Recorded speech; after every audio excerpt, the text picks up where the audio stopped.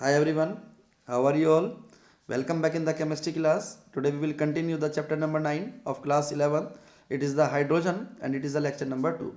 In the previous lecture, we have already finished the introduction of hydrogen, position of the hydrogen in the periodic table, and the two types of the hydrides. First one was saline hydrides and second was interstitial hydride. Today we will start the covalent hydrides. Third type है ये आपका. These are formed by the P block element. जैसे आपने metal के hydrides देखे थे वो आपके एस ब्लॉक हाइड्राइड्स थे. या एसलाइन हाइड्राइड्स एस ब्लॉक वालों से बनते हैं. इंटरटिशियल हाइड्राइड्स डी और एफ ब्लॉक से बनते हैं. इसी तरह से कोवलेंट हाइड्राइड आपके पी ब्लॉक एलिमेंट से बनते हैं एक्सेप्ट ग्रुप 18, क्योंकि आपको पता है ग्रुप 18 वाले आपके इनर्ट होते हैं. वो जनरली किसी से रिएक्ट नहीं करते because they have the fully filled electronic configuration. The general formula of the group 13 sorry group p block elements या covalent hydrides की बात करें, it is the different for the different groups. For group number 13 it is the EH3 और E2H6. कहीं जगह E2H6 मिलेगा आपको where E is the element. For the other groups EH8 minus n. Generally बाकी सब ग्रुप्स के लिए EH8 minus n है where n is the number of the valence electrons. जैसे फॉर एग्जांपल ग्रुप 14 की बात करें तो formula of hydrides will be EH4. Similarly for the group 15 formula of hydrides will be EH3. Similarly group 16 के लिए ये H2E होगा और फाइनली ग्रुप 17 के लिए HE होगा और ग्रुप 18 के लिए बनता ही नहीं. Next topic is types of the covalent hydrides. तीन तरह के हाइड्राइड्स बनते हैं इलेक्ट्रॉन के बेसिस पर. Number 1 electron deficient, number 2 electron precise, number 3 electron rich. जो इलेक्ट्रॉन डेफिशिएंट हाइड्राइड्स होते हैं उनमें ऑक्टेट पूरा नहीं होता. सेंट्रल एटम का ऑक्टेट पूरा नहीं होगा आफ्टर बॉन्डिंग ऑल्सो. बॉन्डिंग करने के बाद भी ऑक्टेट पूरा नहीं होता. इलेक्ट्रॉन प्रिसाइज वो होते हैं जिनमें ऑक्टेट कंप्लीट हो जाता है. जैसे मीथेन इसका एक एग्जांपल है. मीथेन में कार्बन है, कार्बन के पास 4 इलेक्ट्रॉन होते हैं वैलेंशियल इलेक्ट्रॉन, और 4 से बॉन्डिंग बना के वो 8 हो जाते हैं. तो वो पूरे पूरे हो जाते हैं. That is the electron precise hydrides. Next is the electron rich hydride. ऐसे ऐसे हाइड्राइड्स जिसमें सेंट्रल एटम का बॉन्डिंग करने के बाद ऑक्टेट कंप्लीट हो जाता है बट इलेक्ट्रॉन पेयर आपके एज इट इज बचते हैं. जैसे NH3 के एग्जांपल है.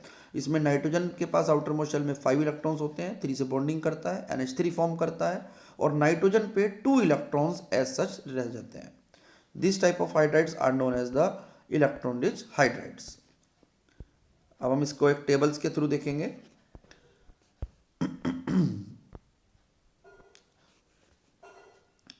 Type, characteristic, left right side में हमारा टाइप चलेंगे. जैसे इलेक्ट्रॉन डेफिशिएंट है, electron precise and electron rich hydride.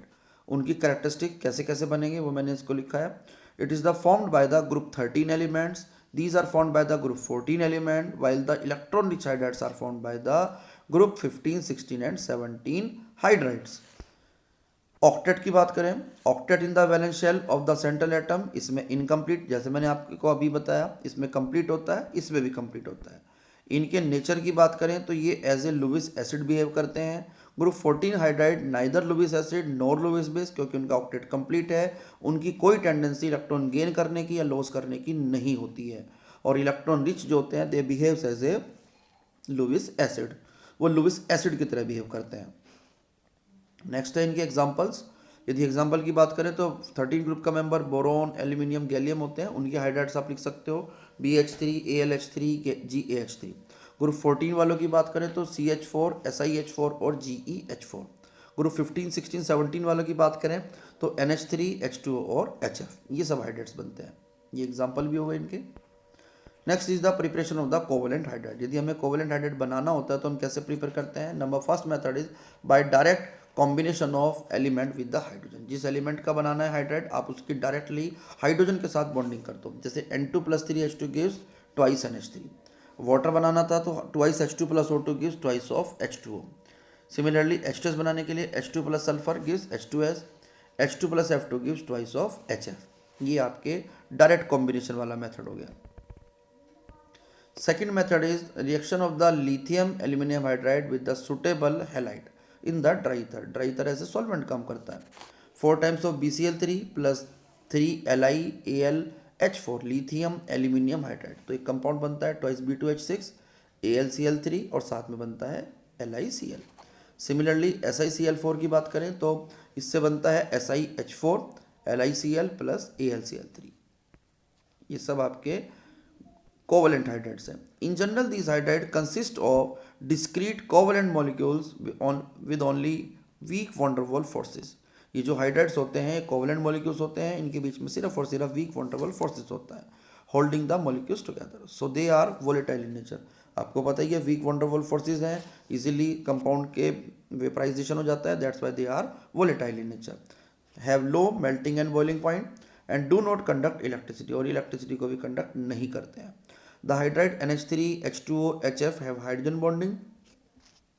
जो इलेक्ट्रॉन रिच हमारे हाइड्राइड्स थे वो सब आपके होते हैं इलेक्ट्रॉन रिच, तो उसमें हाइड्रोजन बॉन्डिंग भी हो सकती है। सिर्फ इन तीन वालों की केस की बात करें, हाइयर मेंबर्स में नहीं होती, NH3 में, H2O में और HF में, due to the presence of the highly electronegative atom. Highly electronegative atom वहाँ पर प्रेजेंट होता है, इस वजह से होता है, therefore they have the higher.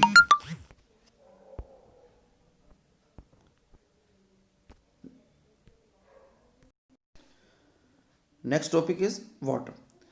Water की प्रिपरेशन है यहाँ हमारे सिलेबस में नहीं है, प्रॉपर्टीज ही स्टडी करनी है।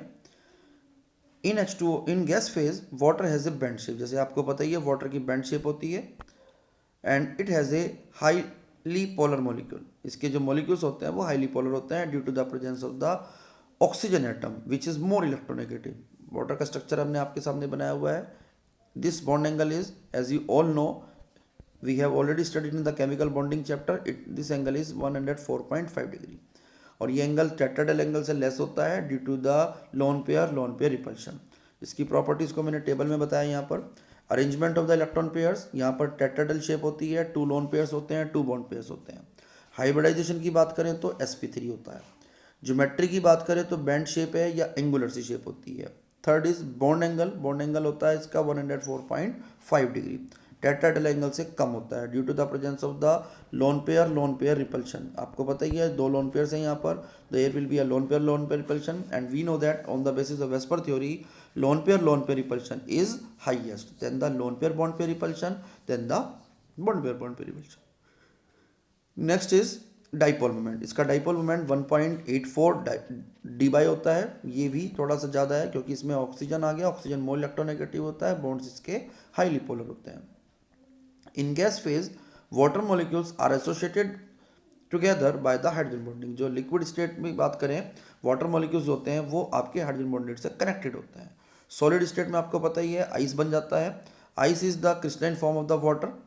इन ice each water molecule is linked with the tetrahedrally by the 4 water molecules. There are 4 hydrogen atom around each oxygen atom. हर ऑक्सीजन एटम 4 हाइड्रोजन एटम से कनेक्टेड होता है। Due to the hydrogen bonding ice has the open cage like structure with large space. आपको पता ही है hydrogen bonding होती है उसमें, तो ओपन केज लाइक स्ट्रक्चर उसका एग्जिस्ट करता है, और ओपन केज लाइक स्ट्रक्चर की वजह से वो लार्ज मॉलिक्यूल बन जाता है, लार्ज स्पेस गेन करता है। So density of ice is less than that of water. ये केमिकल बॉन्डिंग में क्वेश्चन भी था। When ice melt some of the hydrogen bond break. जिस टाइम आइस मेल्ट होती है तो हाइड्रोजन बॉन्ड ब्रेक हो जाते हैं, and the cage like structure collapse, और जो केज लाइक स्ट्रक्चर होता है वो आपका कोलैप्स हो जाता है। The water molecule come closer to each other for the same mass. ये 10 कुछ नहीं है यहाँ पर, it's by mistake.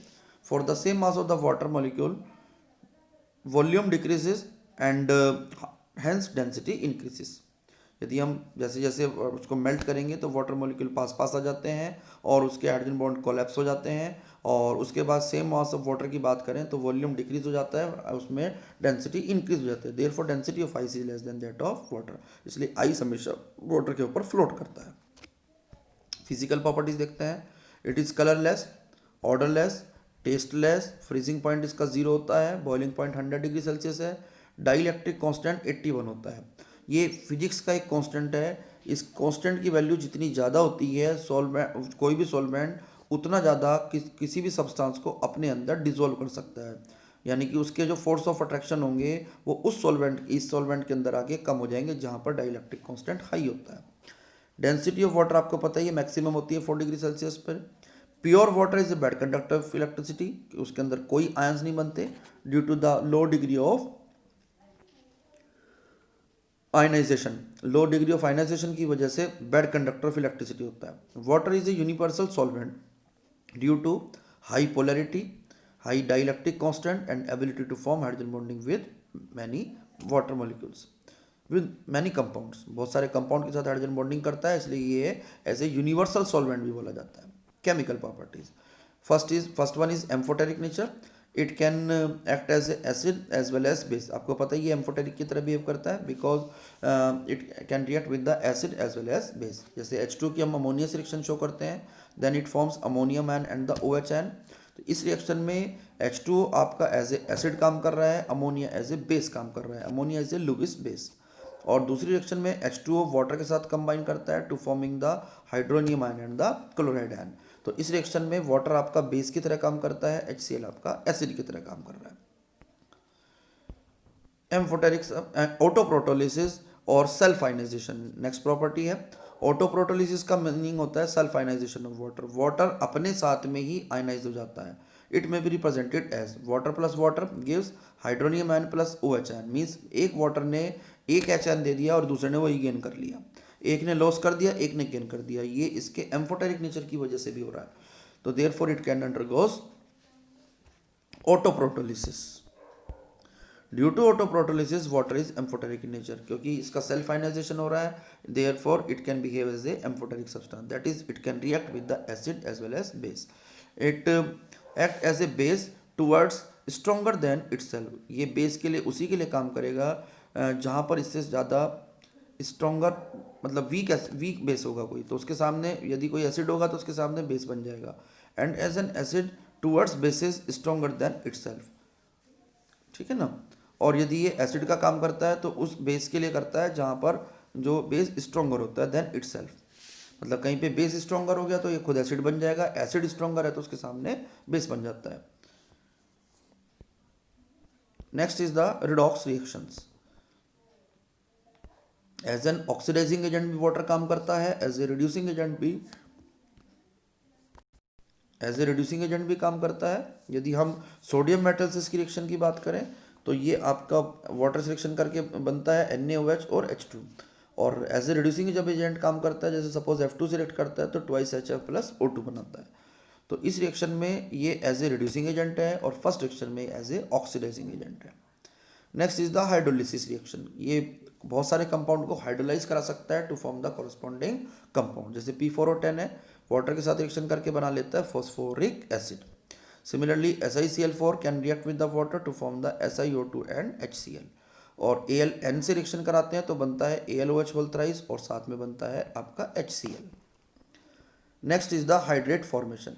Many salts can be crystallizes as a hydrated salt. बहुत सारे जो सोल्ट होते हैं वो एज ए हाइड्रेटेड सोल्ट ही क्रिस्टलाइज होते हैं। Water present in the hydrates is called as the water of crystallization. आपने बहुत सारी जगह देखा होगा वाटर ऑफ क्रिस्टलाइजेशन होता है, जैसे कॉपर सल्फेट .5H2 देखा होगा, तो वो आपका हाइड्रेट्स ही हैं। और ये हाइड्रेट 3 टाइप्स के होते हैं। Number 1 coordinated water, number 2 interstitial water और number 3 is hydrogen bonded water. पहले में जो कोऑर्डिनेटेड वाटर है वहाँ पर वाटर मॉलिक्यूल Cr के साथ में कोऑर्डिनेट बॉन्ड बना रहा है, ठीक है, इसलिए उसका हमने बोल दिया कोऑर्डिनेटेड वाटर। और दूसरे केस में इंटरस्टिशियल में बेरियम क्लोराइड के मॉलिक्यूल्स के बीच में, जैसे आपको पिछले लेक्चर में भी बताया था मैंने, कुछ मॉलिक्यूल्स के बीच में कई बार एटम्स के बीच में स्पेस रह जाता है, उस स्पेस में कोई स्मॉल मॉलिक्यूल आ सकता है। जैसे ये स्मॉल मॉलिक्यूल है, ये आपका वाटर मॉलिक्यूल है, तो ये बेरियम क्लोराइड के मॉलिक्यूल्स के बीच में इंटरस्टिशियल स्पेस में ऑक्यूपाई हो जाता है, that's why it is called interstitial water. और थर्ड है हाइड्रोजन बॉन्डेड वाटर। इसमें कॉपर सल्फेट के साथ में यहाँ पर हाइड्रोजन बॉन्डिंग हुई हुई है। 4 वाटर मॉलिक्यूल्स तो कोऑर्डिनेटेड होते हैं, 1 वाटर मॉलिक्यूल जो है ये बाहर वाला, ये वाटर के सल्फेट के साथ में हाइड्रोजन बॉन्डिंग करता है, that's why it is called as hydrogen bonded water. Next topic is heavy water. D2O से रिप्रेजेंट करते हैं। ये बेसिकली हैवी वाटर जो होता है ड्यूटेरियम ऑक्साइड है। हैवी इसलिए बोल रहे हैं क्योंकि ये ड्यूटेरियम का ऑक्साइड है। ड्यूटेरियम जो होता है प्रोटियम के बाद आता है, हाइड्रोजन का दूसरा आइसोटोप है, एटॉमिक नंबर 1 होता है इसका, मास नंबर 2। ये हाइड्रोजन से हैवी हो गया तो इसके ऑक्साइड को भी हमने नाम क्या दे दिया, heavy water. It can be prepared by prolong electrolysis of water. यदि आपको इसको बनाना है तो वाटर का बहुत लॉन्ग टाइम तक इलेक्ट्रोलिसिस करते हैं तब जाके बनता है, क्योंकि वे वाटर के अंदर बहुत ही कम अमाउंट में प्रेजेंट होता है। Next heading is physical properties. It is a colorless, odorless, tasteless liquid, heavier than the water. Because of high molecular mass, its magnitude of all properties of D2O is higher than that of the H2O, like MP, BP, density, viscosity, surface tension, specific heat, enthalpy of vaporization, ये सब के सब इनकी values ज़्यादा होती है D2O के लिए, क्योंकि उसका मोलिकुलर मास ज़्यादा होता है. Next is dielectric constant of D2O is less then H2O. ऐसा नहीं है सब कुछ ही ज़्यादा है, डाइलेक्ट्रिक कांस्टेंट वाटर का ज़्यादा होगा, D2O का कम होगा, इसलिए हम इसको एज ए सॉल्वेंट नहीं यूज़ कर सकते. Next is the chemical properties. Reaction with the metallic carbides. Metallic carbide से रिएक्शन करते हैं, जैसे CaC2 की कराएंगे वाटर से तो बनता है C2D2 प्लस कैल्शियम हाइड्रोक्साइड. ये जो C2D2 है इसको हम बोलते हैं ड्यूट्रो इथाइन. जैसे CH ट्रिपल बॉन्ड CH होता था ना आपका इथाइन, और उसमें DH को रिप्लेस हमने कर दिया D से, तो ये आपका जो बन जाता है फिर ये बनता है CD ट्रिपल बॉन्ड CD. इसको हम बोलते हैं ड्यूट्रो इथाइन. ठीक है जी. इसी तरह से नेक्स्ट रिएक्शन आ रहा है Al4C3. इसकी वाटर से हैवी वाटर से रिएक्शन हो रही है तो बन रहा है CD4. इसको बोलते हैं ड्यूट्रोमीथेन. साथ में AlOD होल थ्राइस आएगा. इट्स बाय मिस्टेक, इसको आप ठीक कर लेना, ये OD आएगा यहाँ पर, OD होल थ्राइस. ऊपर भी OD आना था, मुझसे यहाँ भी गलती हुई है, ये एक वाटर नहीं D आना था यहाँ पर, और ये आपका आएगा CaOD whole twice. Make it correct. Reaction with the non metal oxide. ये नॉन मेटल ऑक्साइड के साथ भी रिएक्शन कर सकता है. जैसे SO3 है, D2O बनता है तो ड्यूट्रो सल्फ्यूरिक एसिड बनता है. H2SO4 होता है तो हम इसको बोलते हैं सल्फ्यूरिक एसिड. अब D2SO4 है तो ये बनता है, कहलाता है ड्यूट्रो सल्फ्यूरिक एसिड. ये इसकी कुछ प्रॉपर्टीज थी. Now last topic is uses of D2O. कई जगह यूज करते हैं हम D2O को. D2O is use for the preparation of the other deuterium compound. सबसे पहला तो यूज है अदर ड्यूटेरियम कंपाउंड बनाने के लिए हम इसका यूज करते हैं. Next is it is extensively use as a moderator. बहुत सारी जगह इसको हम एज ए मॉडरेटर यूज करते हैं in the nuclear reactor. Nuclear reactor में बहुत ज़्यादा न्यूट्रॉन्स बनते हैं, फास्ट मूविंग न्यूट्रॉन्स होते हैं, उनकी फास्ट स्पीड होती है, उनको हमें कंट्रोल करने के लिए D2O का यूज करना पड़ेगा. Next is the it is used in the exchange reaction for the study of the reaction mechanism. कई जगह में रिएक्शन का मैकेनिज्म नहीं समझ में आता तो वहाँ पर हम D2O का यूज़ करते हैं वाटर की बजाय, ताकि हमें पता चल जाए कि एक्सचेंज रिएक्शन किसकी किससे हो रही है और हमारा मैकेनिज्म किस तरह से पॉसिबल हो रहा है. ये था आज का लेक्चर. आई होप आपको सब कुछ क्लियर हुआ होगा. नहीं क्लियर हुआ तो वीडियो को दोबारा देखो और अच्छे से समझो इस टॉपिक को. बहुत ईजी सही चैप्टर है ये, आपका ईजिली लर्न हो जाएगा. थोड़ा सा ध्यान से पढ़ो, बिल्कुल ईजी है. और मेरी वीडियो को ज़्यादा से ज़्यादा लाइक करो, शेयर करो. नए चैनल पे हो तो भैया सब्सक्राइब भी करो और कमेंट करके भी बताया करो कि आपको मेरी वीडियो कैसी लगी. Bye bye, see you in the next video.